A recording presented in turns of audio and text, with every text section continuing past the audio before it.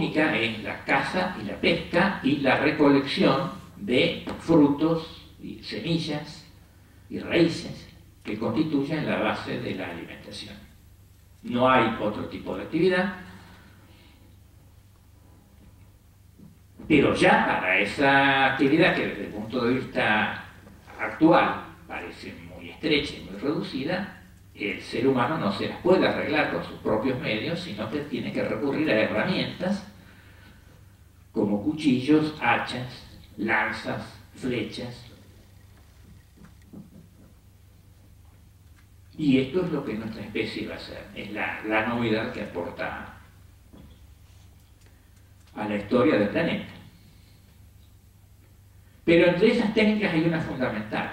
Hay un momento en que dejamos de ser meros animales y pasamos a ser humanos. En el sentido de que pasamos a ser la especie biológica dominante. Y es esta técnica, que es la primera importante que descubre la humanidad, es la técnica del fuego. La capacidad de preparar fuego donde no lo hay.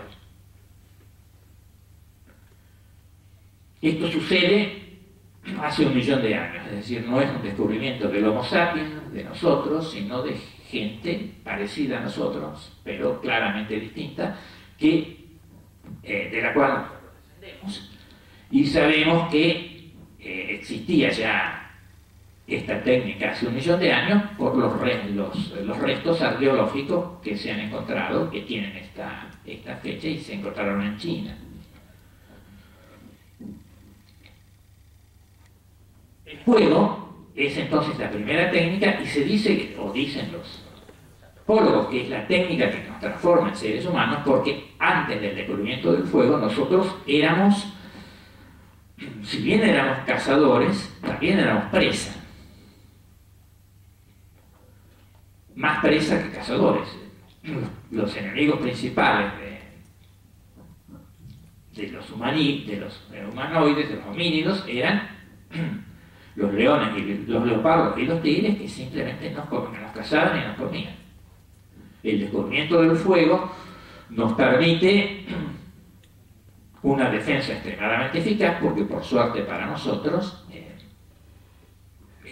los felinos le tienen miedo al fuego y por lo tanto bastaba encender una fogata para tenerlo lejos. Por otra parte, la cocción de los alimentos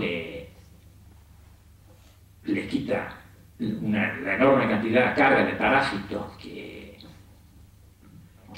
por ejemplo, la carne cruda tiene, y por lo tanto eleva notoriamente la calidad de vida. El fuego permite, por ejemplo, al ser humano ser el único animal que puede dormir periodos prolongados. Esto le es imposible a un animal salvaje, porque corre su vida serio peligro si se dormiera 3 o 4 horas seguidas. Seguramente alguien se lo come.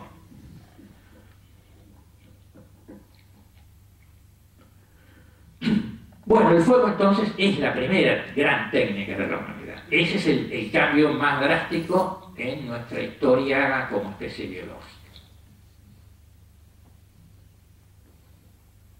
Ahora unos 12.000 años empieza a descubrirse la agricultura y pasamos del estadio de cazadores-recolectores nómades al estadio de gente que se queda a vivir en un determinado lugar en forma permanente. Este estadio va a durar 2.000 años, y en el año 1600, en que se va a empezar a insinuar la revolución científica, estamos todavía en la era agrícola. Como les decía al principio, la actividad fundamental del ser humano, desde que aparece en la Tierra, desde que aparece la agricultura hace 12.000 años hasta el siglo XVII, fines del siglo XVII, es la agricultura, y se ocupa el 90% de los seres humanos.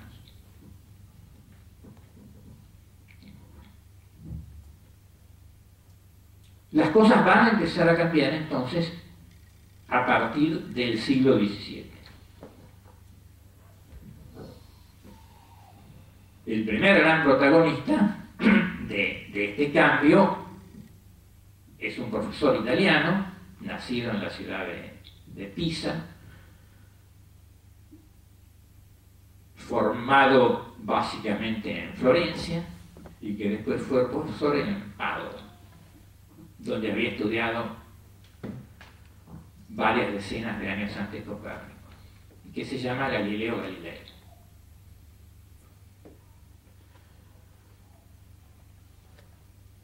Galileo Galilei es un quiebre en la historia del pensamiento. Para ubicarnos un poquito más en los inicios de la ciencia y de la física en particular, durante los primeros años de la revolución científica, la nueva ciencia va a ser esencialmente la física y acompañada por la astronomía.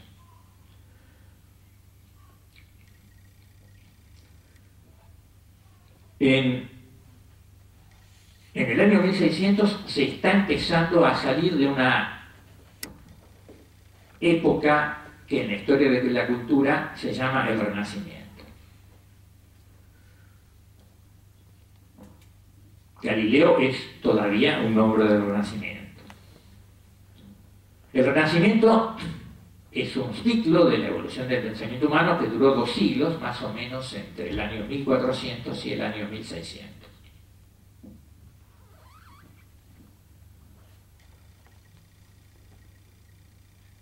La actividad fundamental intelectual del Renacimiento consistió en redescubrir la cultura y la filosofía griegas que se habían perdido con la caída del Imperio Romano a partir del siglo V de la era cristiana. Roma es invadida y saqueada en el año 476 de la era cristiana por tribus de origen germano. El año 476 se marca como el año en que termina el Imperio Romano, y en pocas decenas de años lo que había sido una cultura maravillosa, tal vez hasta el siglo XX lo más pináculo, lo más elevado que había alcanzado la humanidad, esto desaparece en unas pocas décadas y con eso muere casi definitivamente las manifestaciones más importantes de la cultura, especialmente la literatura y la filosofía. Y esto comienza a ser redescubierto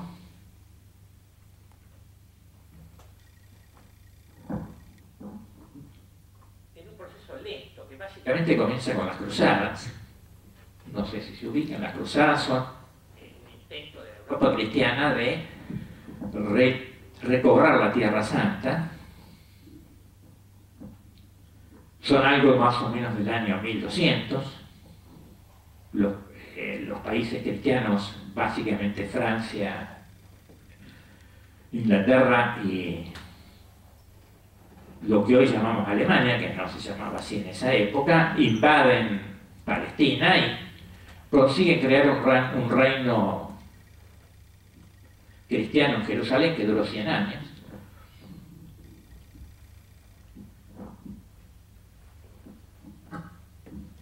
Las cruzadas son un hecho lamentable como toda guerra, pero desde el punto de vista histórico algo muy positivo para Occidente, porque los árabes, que son los invadidos en las cruzadas, habían mantenido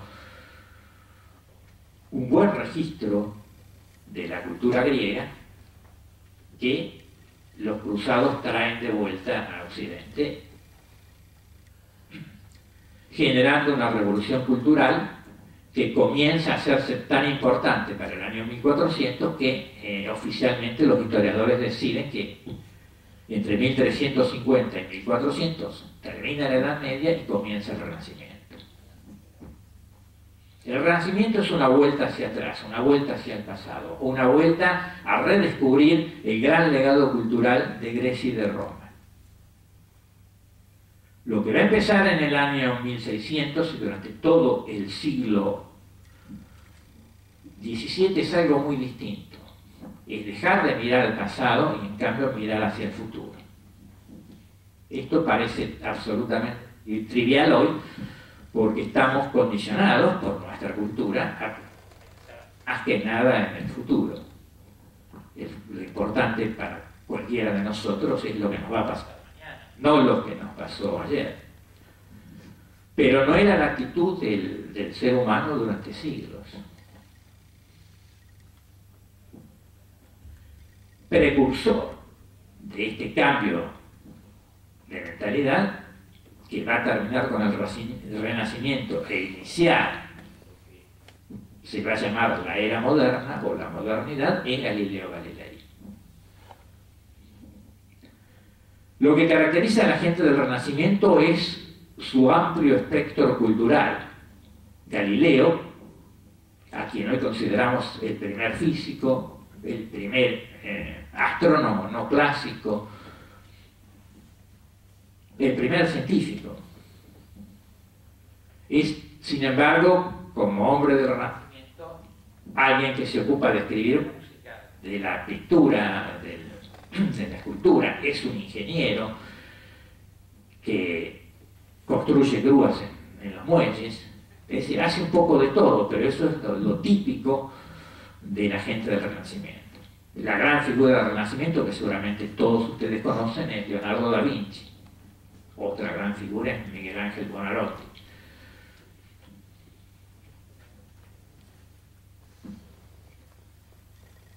Bueno, en el año 1604 podemos decir que comienza la física. Galileo descubre lo que se llama la ley del movimiento uniformemente acelerado,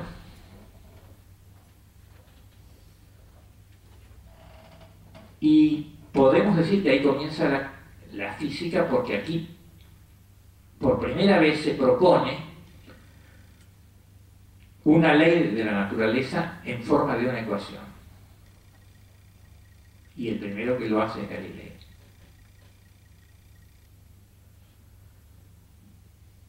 En el año 1609, un discípulo de Galileo le comenta desde París que ha escuchado hablar de que un holandés ha inventado un aparato con el que se puede